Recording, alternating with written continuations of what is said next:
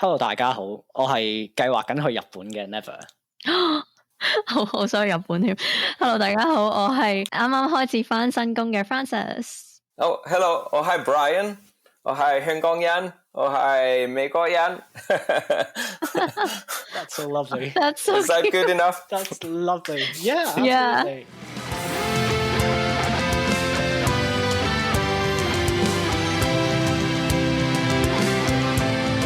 我哋今集就有新嘅嘉賓，就係如果有玩 Twitter 都可能有見過呢個江松間 Brian Kern 呢個人。其實一直以嚟喺香港人群體裏面都有好多唔同背景，亦都唔同種族嘅人啦。咁亦都包括一啲以前喺香港住過嘅可能大家會覺得 expat 啦。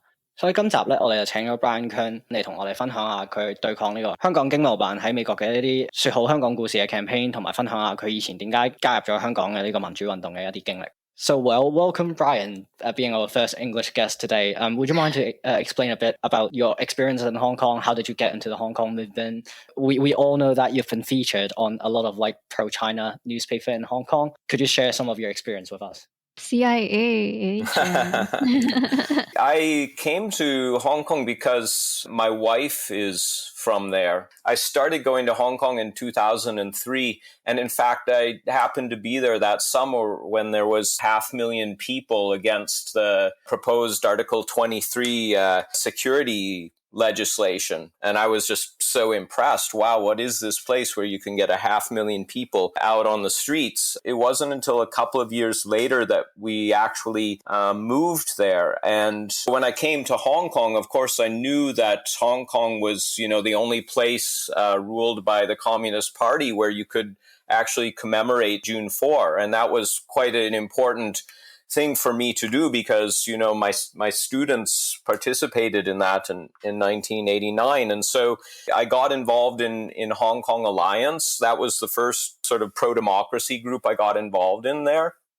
And then at the time of the umbrella movement, I was working for Occupy Central with Love and Peace, Benny Tai's movement. And I was actually doing international media liaison work. In other words, reaching out to the rest of the world and trying to spread the story about Hong Kong. And I think that was probably the first time when people in the pro-democracy movement kind of woke up and realized that we had to get better at telling our story to the rest of the world. And then, in the aftermath of the umbrella movement, it was such a chaotic time. And in many ways, it was very frustrating. There were many bickering and arguing and so on. And I just wondered, when is everything going to come together again? The answer to that was 2019 with the protests. The thing that amazed me about the protests was just how unified people were, across the political spectrum, from localists to traditional pan-Democrats. And that was just such a wonderful experience. For me, as for so many others, also the beginning of the end of my time in Hong Kong. And by 2020, right before the imposition of the national security law, my family and I decided we needed to leave. And that's when we came to the U.S. And as soon as we got here, one of the first things we wanted to know was how to get involved in Hong Kong groups here. So recently, Brian actually got into a campaign that he started, which is the HKETO Watch campaign. Would you mind to share with us, what prompted you to start the campaign?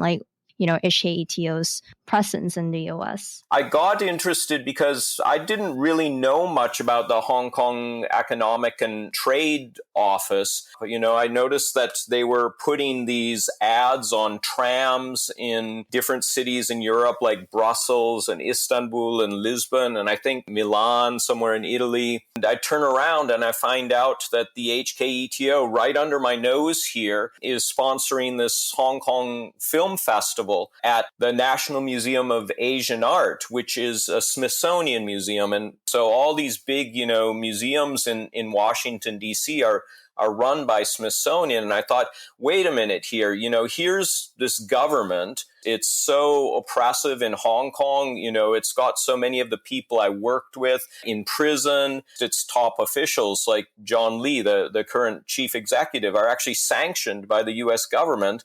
And on the other hand, Here you've got this U.S. government institution working together with the HKETO to run this film festival. I thought this was actually outrageous. And it struck me, in its official pronouncements, the U.S. government has shown that it understands what's going on in Hong Kong and has been very critical of the steps that the Communist Party has taken to crack down on Hong Kong. But that doesn't necessarily mean that consciousness has filtered down to the rest of U.S. society. And so I said to myself, wherever the Hong Kong government goes out into society in the U.S. or anywhere else, it should have to confront Hong Kong people. Hong Kong people should say that government doesn't represent us. It's not an elected government. It represents the Communist Party. It's an oppressive government. It's oppressing the Hong Kong people. And so that was sort of my motivation for trying to do something to combat HKETO activities here in the U.S. And I think this has coincided with the Hong Kong government deciding that it needs HKETO and other Hong Kong government entities abroad to kind of play a stepped up role in its propaganda campaign. So right now, with the lifting of the pandemic restrictions in Hong Kong, the Hong Kong government is really, going into gear to get the message out to the rest of the world that, Hong Kong is back in business and everything is normal here and we want everyone to come back and do business. And of course, that means totally ignoring the deplorable political situation in Hong Kong. And so we Hong Kong people living abroad need to make sure that they're not allowed to do that. As a supporter of the campaign, I could use an imperfect analogy, is that what if Russia had used its embassy in the States to promote about, say, like Russian art or Russian music at these times to talk about that Russia is still normal despite a war happening. As part of the Hong Kong population, I could argue as well, it's actually good to have the government support to promote our musicians in the States. For example, like having them over to have some jazz concerts to feature the culture that we have in Hong Kong. Also, a lot of films that I personally would love to see in the States, because we don't get to see all the Hong Kong produced films. They would have the opportunity to be shown in the States, screened in the States because of the support from HKETO. And if we're just countering the HKETO's very existence, these would all go away as well.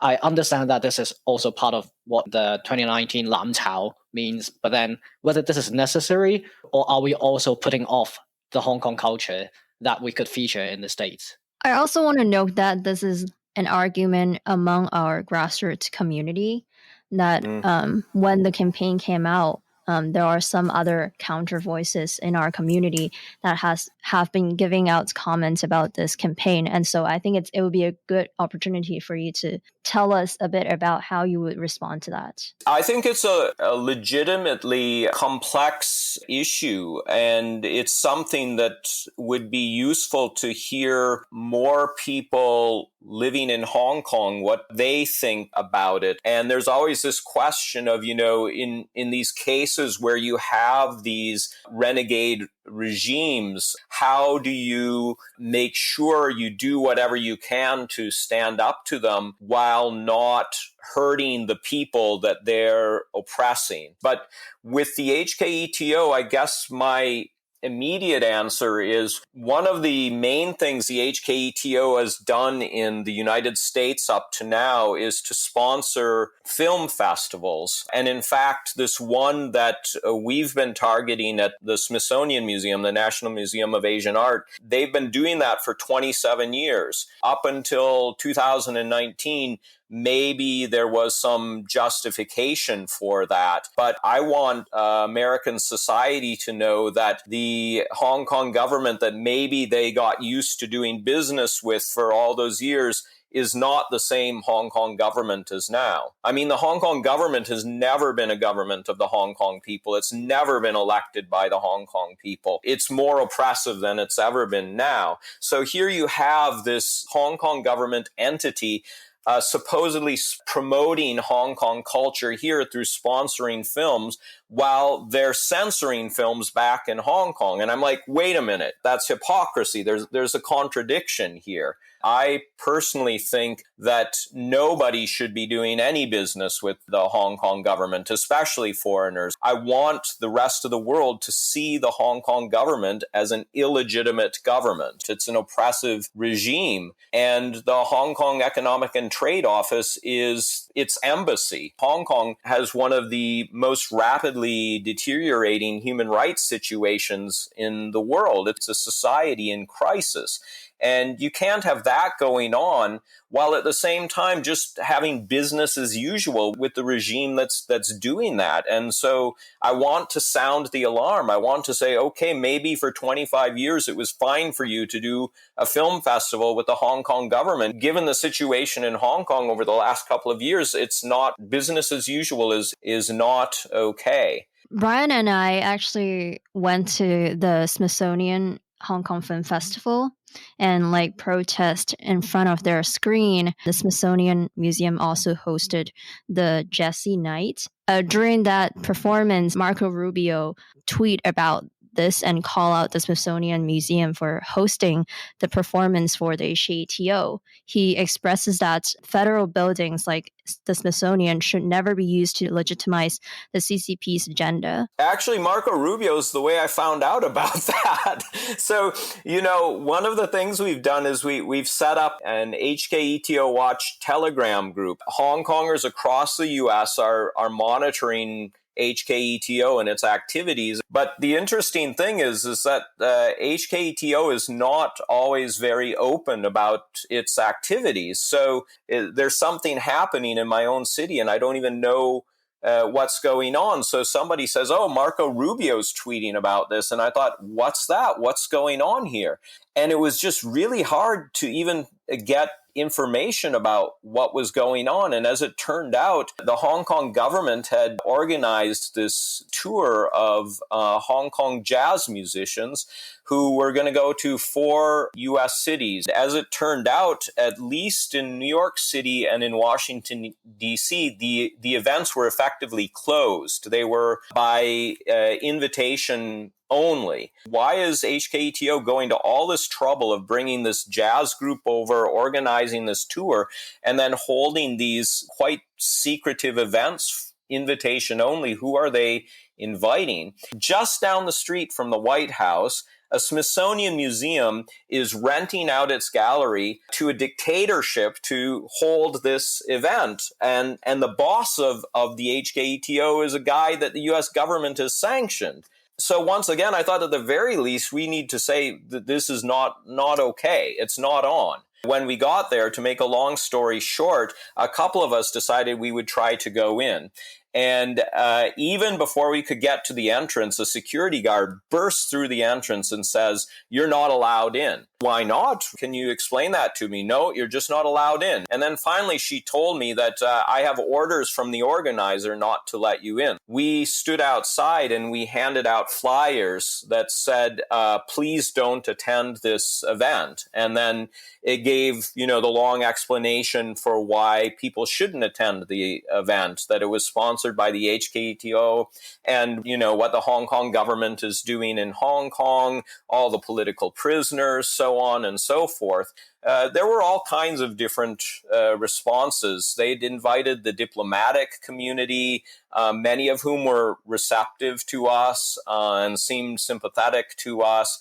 They'd invited some Hong Kong people who looked business elite types who didn't seem so sympathetic to us. And that's what I mean when I say wherever HKETO goes in U.S. society, I should hope that Hong Kongers have a chance to confront them and to say what we think about them. In general, what are people's reaction when they see you guys protesting and sending the message out? So people were surprised, but I think they were generally receptive. They were open to hearing what we were saying to them. At that Renwick Gallery jazz concert, they were a little bit more informed, and some of them were obviously supportive of the Hong Kong government, and others were, neutral and willing to listen. So, you get a whole lot of different responses, but I've never met a single American who doesn't in one way or another support Hong Kongers. I think it's pretty clear. The American government, American society,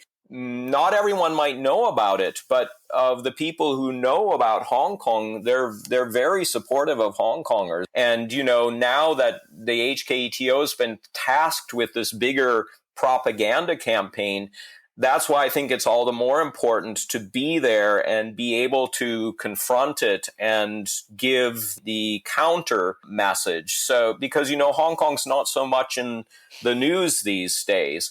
And that's why, I think we in the diaspora have to be ready to confront that. You actually highlighted a great point, which is that everything that we're doing on the ground in the States, we're actually raising the attention of what's going on in Hong Kong continuously. In terms of getting American attention or support, there's one particular group that I'm curious, how should we further garner their support? For example, second generation Hong Kongers who probably get to know the Hong Kong culture through film screenings that are sponsored by the HKETO. How do you think we can keep promoting the Hong Kong culture to these people, connecting with them to garner their support towards our democracy movement while we're actually limiting their chances in terms of getting exposed to the Hong Kong culture per se? I should say that according to my analysis, I actually don't think HKETO has done much to promote Hong Kong culture. I think if HKETO ceased to exist tomorrow, we would lose almost nothing. To the extent that you might say it has, I would argue it's promoted kind of what I would call a safe or stereotypical Hong Kong culture, i.e. the Bruce Lee film. Now, there's nothing wrong with Bruce Lee films, but people shouldn't think that Bruce Lee films are Hong Kong culture. And here's where I think the diaspora has actually done a pretty amazing job, because one of the things the diaspora has done so well over the last couple of years is put Hong Kong culture out there for people to see. And Frances could talk about this much better than I could, because she's done more than most people to make sure that people around the United States can see Hong Kong films that are being made today and that are on the cutting edge, which of course almost by necessity means on the political cutting edge, because the best cinema being produced in Hong Kong over the last couple of years is looking at these political issues that are right at the center of Hong Kong existence. And if these kinds of films aren't being shown, most of them are not being shown in these big Asian film festivals, then what does that say about the promotion of Hong Kong culture? So when we went to the National Museum of Asian Art and said, we'd like you to stop your partnership with HKETO, thing we said right after that was, and we would be happy to talk with you about how to replace that if you're interested in doing that, because within the Hong Kong diaspora, there's a lot of knowledge about that. There's a lot of expertise. There's a lot of experience. We've got a Hong Kong Film Festival in the UK. We've got Paris, in Brisbane. There's nobody doing more to promote Hong Kong culture abroad these days than the Hong Kong diaspora. So why aren't these film festivals working with us? Why are they working with the HKETO? And there are two reasons for that. The one is habit, because it's what they've done all these years. And the second is money. And HKETO is not giving these people tons and tons of money. It's just they're used to taking it. It's easy to take. And so we need to reach out to these people and say, stop working with HKETO. And if you want consultation on presenting Hong Kong film, that's something we've got a lot of experience with. We can help you. And if what you need is money, that's something we can raise as well. Because, the Hong Kong diaspora has shown that it's interested in and committed to promoting Hong Kong culture abroad. No matter how much HKETO has done, there are ways for us to replace them. We, the Hong Kongers, is actually organizing a film festival in the US in the future. We the Hong Kongers 喺今年10月底至12月舉行第一屆香港土炮電影節 Made in Hong Kong Film Festival， 喺3個美國城市舉行電影放映，包括緣路山旮旯、因為愛所以革命同幻愛，一共5部香港電影同短片。有關門票已經公開發售，詳情請去到 wethehongkongers.org/MIHKFF 了解更多。仲有唔好唔記得 follow 我哋 IG 同 Facebook @MIHKFF 得到最新嘅資訊。支持香港電影，支持港產片，由香港人說好真正的香港故事。Is there any other projects that your watch group is working on in order to bring up more evidence to the U.S., administrations or like the congressional level to push forward and to push against HKETO's influence and their participation in the U.S. society? Yeah, there are a couple of things to mention here, and one is that the HKETO is probably less active in the U.S. than it is in other countries. I think it's a little bit more careful here. They had that campaign with those billboards everywhere celebrating 25 years of Communist Party rule. As far as I know, those did not appear in U.S. society. I mean, I saw them in the Toronto airport, in Australia, in Europe, but not here. One of the things that we need to do is to reach out to Hong Kong diaspora in these other countries and communicate better with them and coordinate on that. I also think we need to, keep working with people in Congress. There are lots of friends of Hong Kong in Congress. Because Smithsonian's a U.S. government institution, on the board of the Smithsonian are 6 members of Congress, so we also wrote to them. And then we wrote to about a dozen members of Congress who we know are friends of Hong Kong. As it stands, we're trying to arrange a meeting with the National Museum of Asian Art. The Smithsonian secretary has asked the museum to meet with us. We're hoping to do that soon. The other thing I should mention is that, right now the Hong Kong government has just said that it's going to give away 500,000 tickets to people to go to Hong Kong.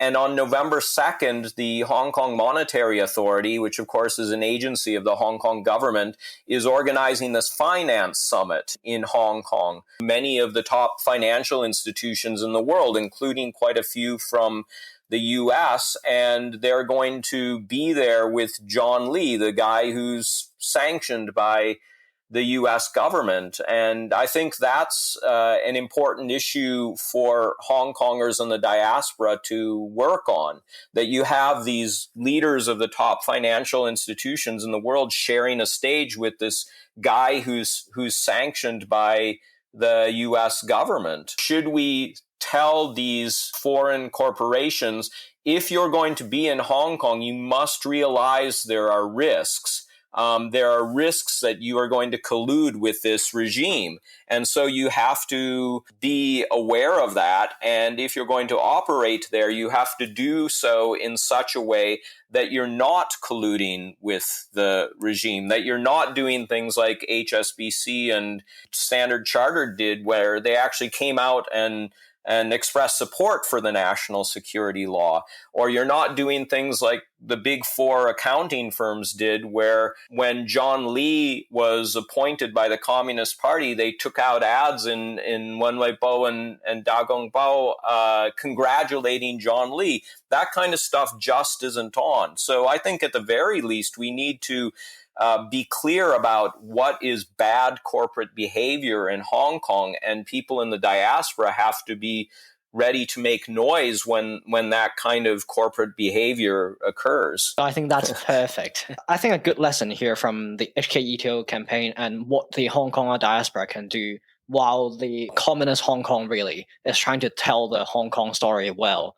That's what they're trying to do currently, is that we actually have to feature our version of Hong Kong and what's going on in Hong Kong currently, as well as what has happened over the past 25 years under the communist regime. One thing that us as a diaspora, moving onwards, while people in Hong Kong are limited in what they can voice out, this is this is actually our duty. Yeah, definitely. I agree 100% because we're in a position to speak out in ways that people in Hong Kong are not or, can only do at risk. So to wrap this up, Brian, I know that a lot of our audience are actually in Hong Kong. Would you like to take this opportunity to say some words to them? I just want people in Hong Kong to know that we're with them and we're always with them. And we're going to keep fighting. And the future may seem very bleak. Everyone needs to stand by their values. Everyone has to keep believing in themselves and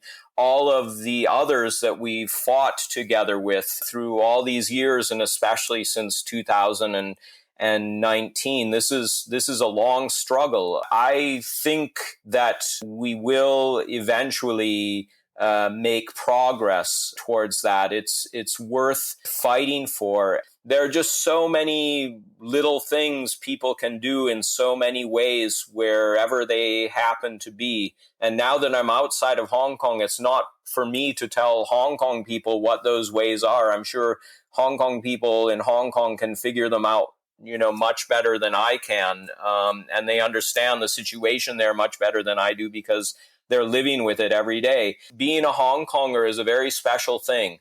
And I think we Hong Kong people have really discovered that more than ever in the last few years.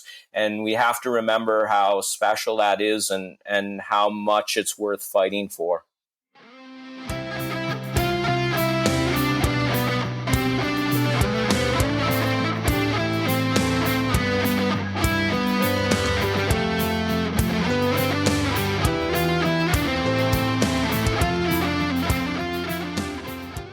I miss Hong Kong when I was a secondary school student and we would go down the hill to get lunch during lunchtime. It's me and my classmates going down the hill because our school is on a hill. We'll get my favorite drink, Dong Ling Cha, and one of my favorite lunch, which is Hainan chicken rice. And then we will always try to make it back to the school before our lunch rehearsal begins. We were like members of, say, choir or orchestra.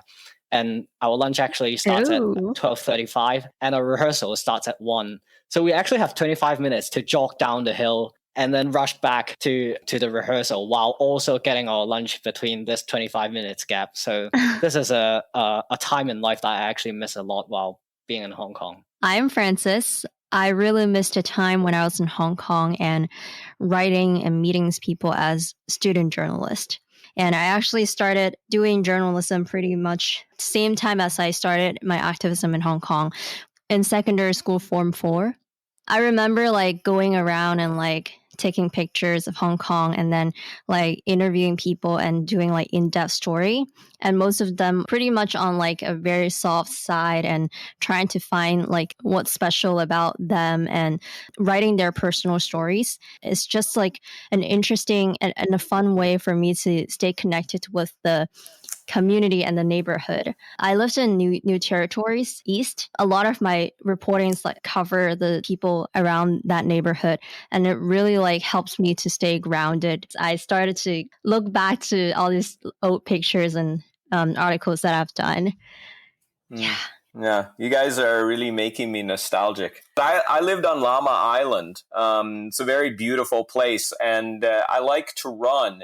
So I had all these routes I would run on the island, and it's all on these dirt paths, and there you really get to see Hong Kong nature, So during the summer, you have to bring a stick with you and wave it in front of you because, there are these spiders that are as big as your hand that are building webs between the trees along the path, and you have to hit them out of the way.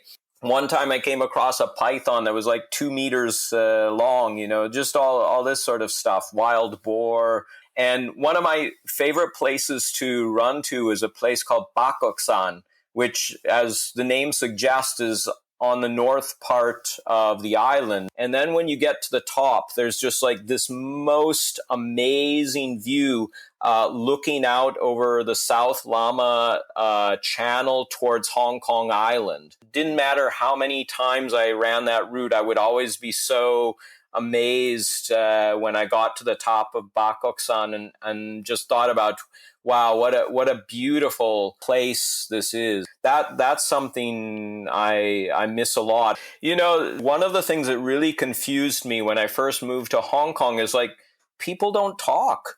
People don't talk to each other. If they talk, it's like about food or whatever. It's like, I realized after a while that you can know people in Hong Kong for years and realize that you've never really had any serious conversation with them. It's just the strangest thing. I didn't get that, and for a while it annoyed me, and I found people in Hong Kong to be quite difficult to get to know or quite inscrutable or something like that. It was during the protests, and of course that feeling between people was just so intense, really strong feeling of solidarity with everybody and everybody working for the same cause. I mean, it's the sort of experience that if you haven't been through, it's just so hard to convey to other people how special it is that you can feel so close to so many people, including people you don't really know. But I think for many of us, that's just so deep in our hearts now, and it's just so special and so worth cherishing.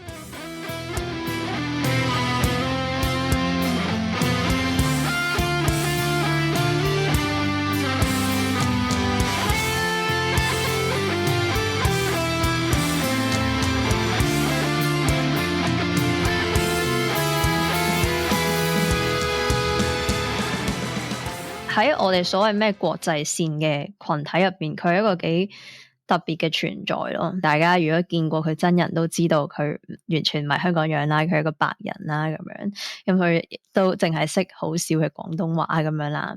但係佢咧又 without looking at the face， 其實佢係 even 比好多香港人更加香港人嘅香港人咯。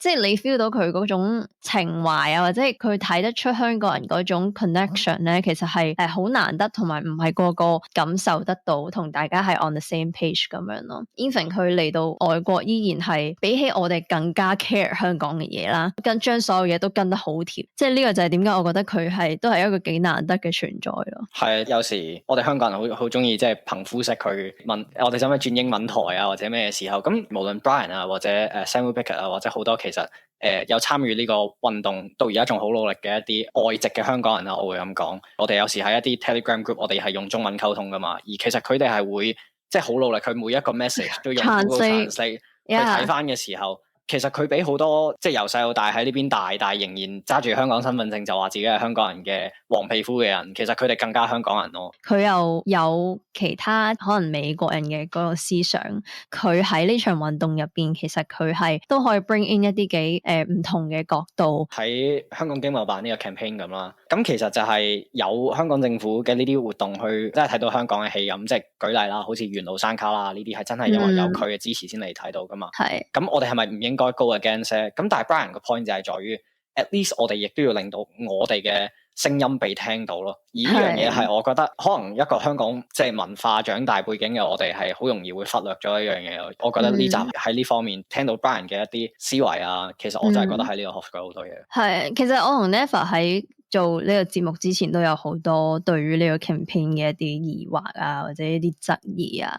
譬如話即係啱啱其實 Brian 有講到話HKETO 其實唔係真係做咗好多嘢㗎咋咁樣，我又不可苟同喎，因為咧我覺得佢存在基本上就係幫助呢啲喺海外嘅香港人一直 connect to 香港嘅一啲update 或者 culture。其實我唔會去discredit 佢哋喺呢一方面嘅即係嘅力度咯，即係佢哋嘅付出咯，因為佢係有佢嘅價值。但係我都好認同 Brian 提出嗰個點，就係話當美國政府即係 governmental 嘅 department entity 係同佢哋合作嘅時候，其實係 speaking out of 另一種 statement， 就係佢哋會同香港政府合作。即係雖然佢哋表面上係不斷做好多文化嘅輸出嘅嘢啦，咁但係其實佢哋響暗碼底，其實佢哋都依然係有去幫香港政府做嘢㗎咯。即係我哋喺香港經貿辦呢個 campaign 裏面，其中一樣嘢就係可能我哋承接咗2019年嘅一個精神，就係拆大台啦。我哋以前可能好依靠呢啲官方機構去幫我哋說香港嘅故事，但係其實去到呢個時刻，其實香港嘅故事係由我哋每一個喺美國或者係全世界嘅香港人去講翻我哋香港嘅故事，有咩喺香港發生緊，而係即係尤其是喺一個後國安法嘅年代，就係我哋每一個人都代表緊香港咯。有少煩啦，要 emphasize 呢樣嘢，但係真啊，即係真正嘅香港故事係由翻香港人去講。哇！呢個 tag 正，就咁啦。我係 Never， 我係 Francis。Hi Brian。你哋聽緊嘅係香港人盡做啦，我哋下次再見啦，拜拜。拜拜。